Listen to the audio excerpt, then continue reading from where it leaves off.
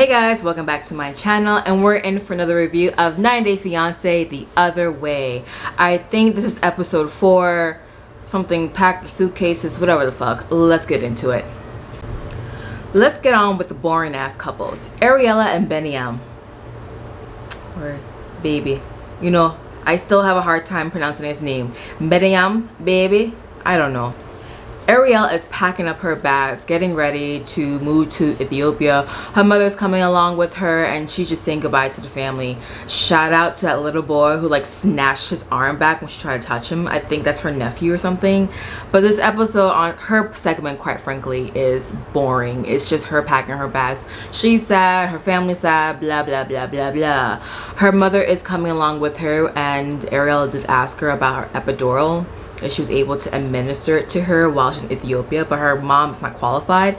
And you know, kudos to Ariel, still trying, but girl, you're gonna just have to swallow that pill that you're gonna have to give a natural birth.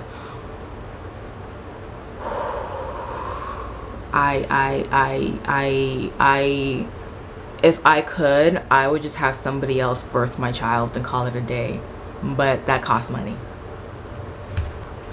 Our next couple is Armando and Kenneth.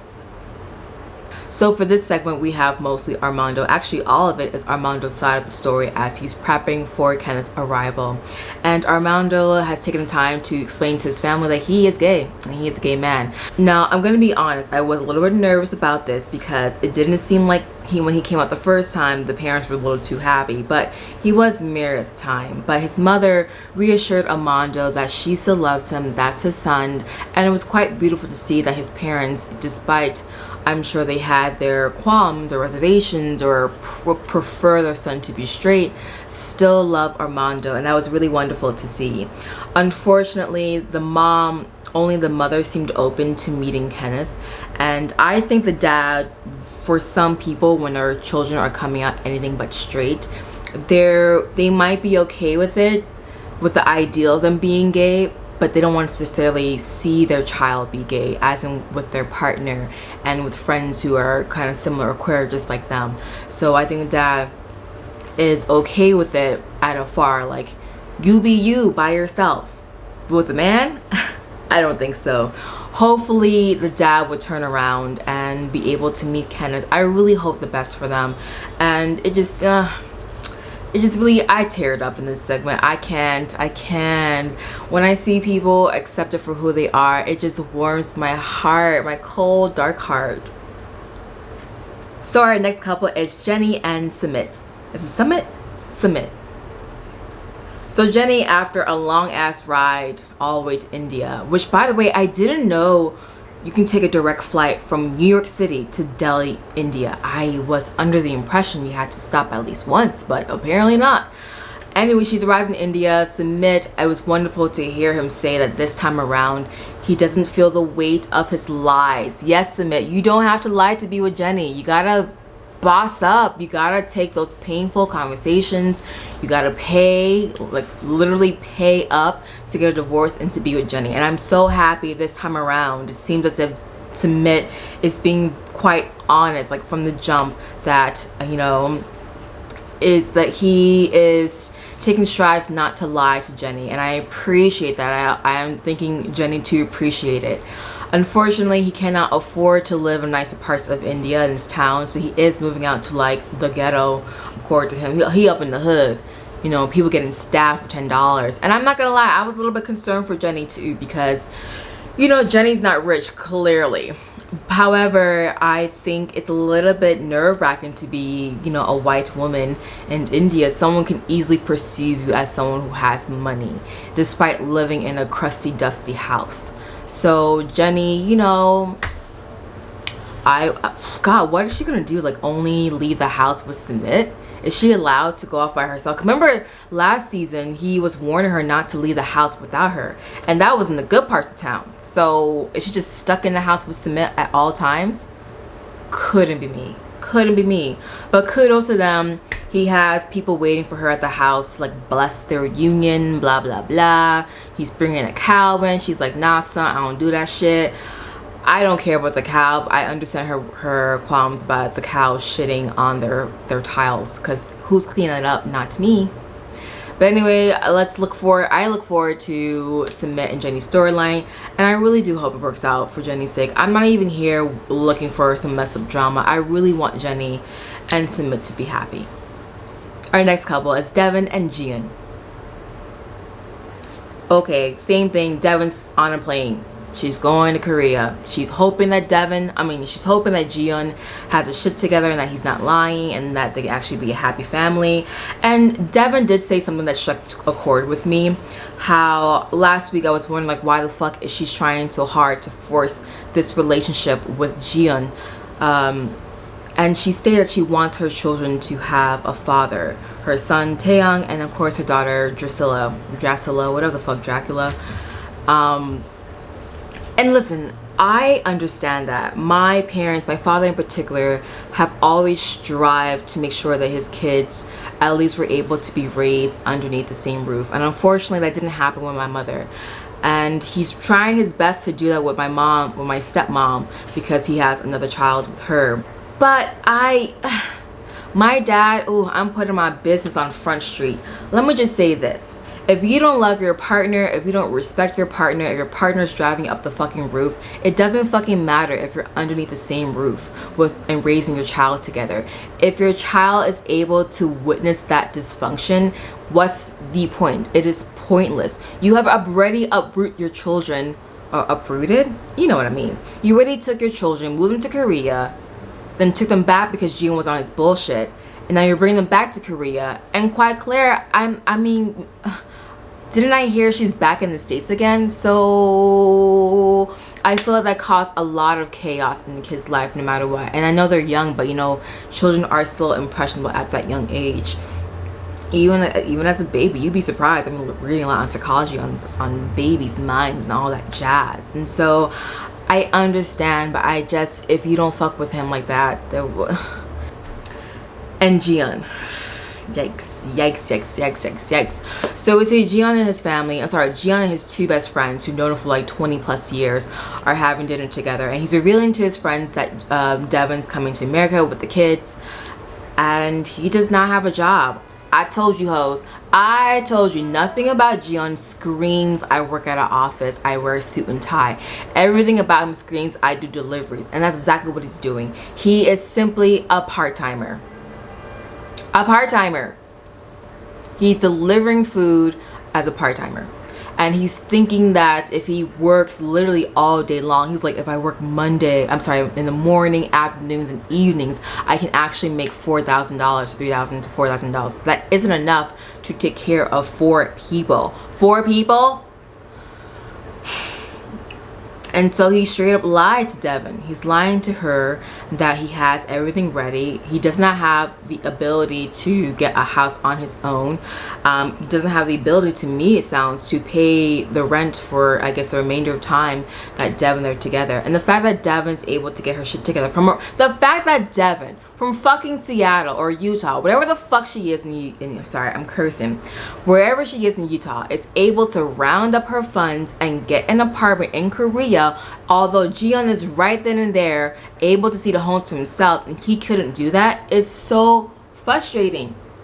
Like I said before, Devin should have been asking for pay stubs. I need to see this because I worked part-time in Korea once, particularly at a restaurant, and it was minimum wage, and minimum wage at that time was like 6,000 won, which roughly is like $5 or so. And so I can't imagine Jihoon making a shit ton of money. I'm sorry, I'm so frustrated. Devon and Jihoon has frustrated me so much, particularly Jihoon, because he's just sitting there lying through his fucking teeth, and his friends are fucking right. I would be embarrassed to be Jihoon. I would be embarrassed that this woman who's birthed my kid is able to handle shit from abroad, where I, right here in the country, can't do it.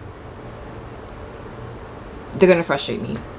They're both going to frustrate me, and I just can't imagine the look on Devin's face when she realized all the BS. And then our last couple, Brittny and Yazman. Ooh, baby, baby, baby, baby, baby, baby. Okay, all of my nightmares are coming true when it comes to Brittany and Yazan. Everything that I have guessed about them, I think is coming to fruition. So Yazan is telling his family that Brittany's coming, and he actually had a really, I love that scene with his father. Unfortunately, his mother is like, nah, I don't do that for religious purposes, it's not filming. But he had a beautiful moment with his dad, his father seems quite open to Brittany. I think his main qualm about Brittany is that she's not Muslim, so he was and her divorce, and so he just asked Yazan, is she divorced? And Yazan's like, yeah, she's bringing the papers, which she's not. And then his dad also asked him, is she going to convert to Islam? He's like, yeah, she totally wants to. She loves it. She's going to wear a hijab. Is she, Yazan? Is she going to do all that? Now, Brittany's divorce is her problem because she's clearly lying. I don't know why she thinks she can just come to this country and lie straight to Yazan's face and his family. That's neither here nor there. But for Yazan to sit there in his father's face, and he looked like he was lying to me, all that little shifty eye thing he was doing, to sit there and tell your father, who quite frankly was like, yeah, marry her. You have my blessings 10 times over. In fact, bring some roses for homegirl. I'm happy for you. As long as she meets these 2 requirements, she's A, divorced, B, converted to Islam, peace be to you. And I love that. And I understand the family wanting her to be Muslim because, let's be real, you're moving to Jordan, girl.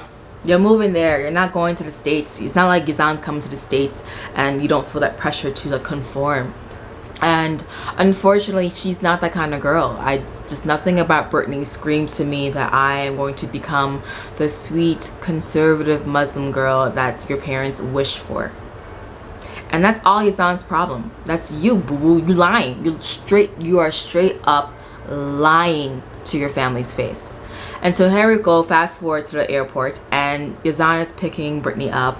She's there, she's all happy, blah, blah, blah. They are hugging. She did ask him if it was appropriate for her to hold his hand or hug him. He's like, yeah, it's cool. Oh, and they can't stay at a hotel together because, you know, they have to be virginal and not have sex until she's married, which low-key, I'm sure they already had sex. I think Yazan's pulling his whole front on us. I'm sure he been hit that. I believe it. Because something about Brittany, the way she's acting, it seems like the way she's acting in this episode is how she's always acted. So color me surprised when all of a sudden he is so angry at her for hugging. I think someone said that she was accused of hugging somebody else, or maybe a crew member, and then it was a bottle. She purchased some duty-free alcohol and he is pissed. I mean pissed the fuck off about it. To the point that he is like shouting at her. He's like, fuck this, fuck me, fuck whatever. She's playing me for a fool, blah, blah, blah. He's flipping out. Meanwhile, Brittany's just standing like, what the fuck? He knows that I'm not trying to be Muslim. Like, he can't change me. I'm an American girl.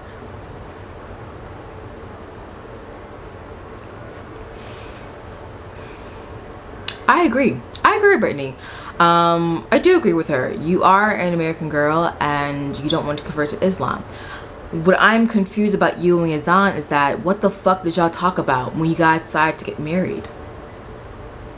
Did Yazan express, like verbally express, I expect you to be X, Y, and Z? And did Brittany express to him like, no bitch, I ain't gonna do that. You're gonna have to take it or leave it. I'm so confused by this couple because I'm like, where did the miscommunication come through?